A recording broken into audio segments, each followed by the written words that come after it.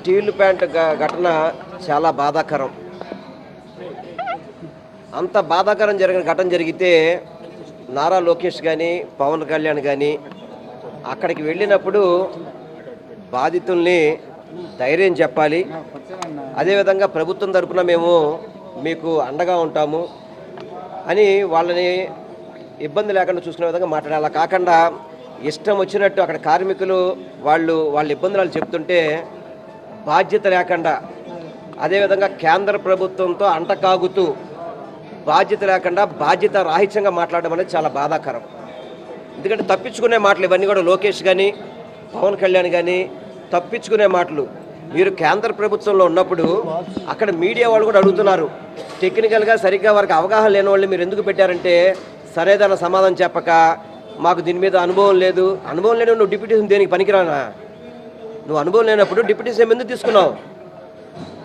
మంత్రులు ఎందుకు కొనసాగుతున్నారు? మీరు కేంద్రంతో ఉన్నప్పుడు అదేవిధంగా స్టీల్ ప్లాంట్కి చేయాల్సిన న్యాయం చేయకుండా వాళ్ళు ఎంతో ఇబ్బంది పడుతూ ఉద్యమాలు చేస్తుంటే ఆ ఉద్యమాలకు కూడా కనీసం మీరు స్పందించకుండా మేము అన్నీ చేసేసాం అంటే ఇప్పుడు సూపర్ 6 ఏ విధంగా అమలు చేసామో ఆ స్టీల్ ప్లాంట్ కూడా మేము ప్రైవేటీకరణ ఆపేసామని చెప్తున్నారు. ఒక పక్కనేమో ప్రైవేటీకరణని పక్క నుంచి కొనసాగిస్తూ ఈ స్టీల్ ప్లాంట్ ఉద్యోగులు కావచ్చు ఆంధ్ర రాష్ట్రం యొక్క పరువు తీసే విధంగా ఈ కూటమి నాయకులందరూ పనిచేస్తున్నారు. ఇవి చాలా దుర్మార్గం. ఇంతమంది ఇది నేను చెప్పేది ఏంటంటే వాళ్ళు చనిపోయింది ఇది ప్రభుత్వ హత్యల కింద గమనించాలి. ఇవన్నీ కూడా ప్రభుత్వ నిర్లక్ష్యం. ఇదంతా కూడా ప్రభుత్వ నిర్లక్ష్యం. ఇందాక పవన్ కళ్యాణ్ గారు మాట్లాడుతూ ఏదో గతంలో 5 ఏళ్ళు వైసీపీ పార్టీ చేసింది, ఆ తర్వాత అంతకుముందు కాంగ్రెస్ చేసింది, మధ్యలో 2014 నుంచి 2019 నువ్వు అధికారం చేయలేదా?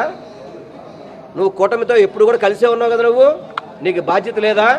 అంతకుముందు చెప్పావు కదా నాకు కూడా ఎంపీలు ఇవ్వండి నేను పోరాటం చేస్తాను. మరి ఎంపీలు ఇచ్చారు కదా నీకు, 21 మంది ఎంపీలని మీ కూటమి కప్పు చెప్పారు.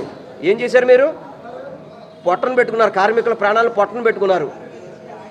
ఇప్పటికైనా కానీ విశాఖపట్నం ఏదైతే విశాఖపట్నం ఉక్కు కర్మాగారం ఉందో ఆ యొక్క ఆంధ్ర రాష్ట్రం పరువును కాపాడాలి, అది ప్రైవేటు పరం కాకుండా చేయాలి. అక్కడున్న కార్మికులందరికీ కూడా భద్రత కల్పించే విధంగా పరిపాలన చేయాలని మేము డిమాండ్ చేస్తున్నాం.